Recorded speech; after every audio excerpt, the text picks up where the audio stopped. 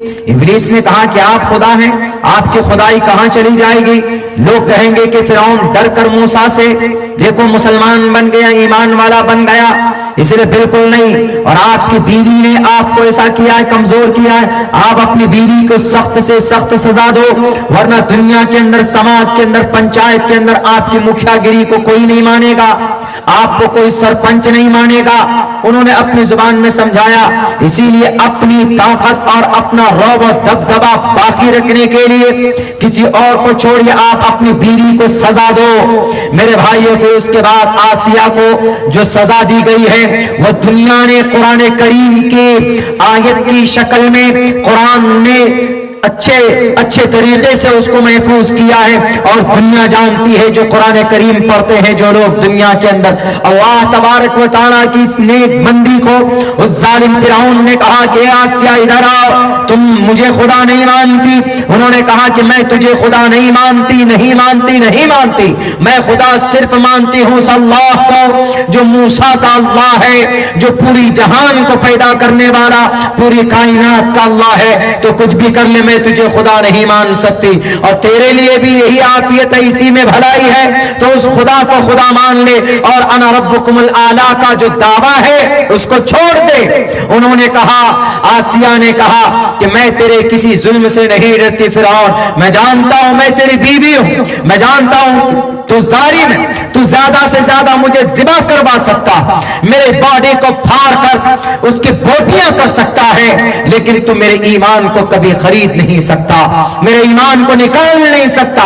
چند روپوں میں اپنے ایمان کو بیچنے والی بیٹیوں، چند روپوں کی وجہ سے اپنے ایمان کا سودا کرنے والے مسلم نوجوانوں، یاد کرو بی بی آسیہ کی زندگی کو۔ فرعون نے کہا کہ آسیہ کے سر سے پیر تک جو کھال ہے اس کو ادھیڑ دو اور اس کے اوپر نمک چھڑک دو تاکہ درد سے تڑپنے لگے۔ آسیہ کے ساتھ یہ ظلم کیا گیا، لیکن آسیہ نے اس کو برداشت کیا، اپنے ایمان کو نہیں بیچا، اپنے ایمان کا سودا نہیں کیا۔ کیا ضرورت تھی؟ آج کی قوم کو بتانے کے لیے انہوں نے ایسا کیا تھا۔ اللہ کبھی کبھی ایسے معاملات کو کریٹ کرواتا ہے، اللہ تبارک و تعالیٰ، تاکہ آنے والی قوم، 1450 سال پہلے آنے والی قوم چند پیسوں کی وجہ سے اپنے ایمان کو بیچ دیتے، اپنی غربت کو دیکھ کر ایمان کو بیچ دیتے۔ آپ کی غریبی ختم ہو سکتی، پیسہ 5 سال بعد بھی آ سکتا، سالوں بعد پیسے دولت آپ کے پاس آ سکتے، آپ کے بینک اکاؤنٹ میں سیونگ جمع ہو سکتا ہے، آپ کے بینک اکاؤنٹ میں پیسے اچھی تعداد میں کلیکشن ہو سکتے، لیکن ایمان ایک مرتبہ چلا گیا، ایمان جیسی انمول نعمت سے اگر آپ محروم ہو گئے، اللہ نے اگر آپ کو راندہ درگاہ کر دیا، تو پھر یاد رکھو کہ آپ کو وہ دولت کبھی بھی نہیں مل سکتی۔ محنت کرو گے، غربت دور ہو جائے گی۔ جب ایک ٹھیلے پر کولڈ ڈرنک بیچنے والا وجے مالیا بن سکتا ہے، انل امبانی بن سکتا ہے، جناب مکیش امبانی بن سکتا ہے، لاکھوں کروڑوں اور بے روپوں کا مالک بن سکتا ہے، آپ کیوں نہیں بن سکتے؟ پیسے ہاتھ کی میل ہے، کبھی بھی آ سکتے ہیں اور کبھی بھی جا سکتے، لیکن ایمان ہاتھ کا میل نہیں، وہ تو دل کا معاملہ ہے، وہ اللہ کی مشیت ہے ایمان۔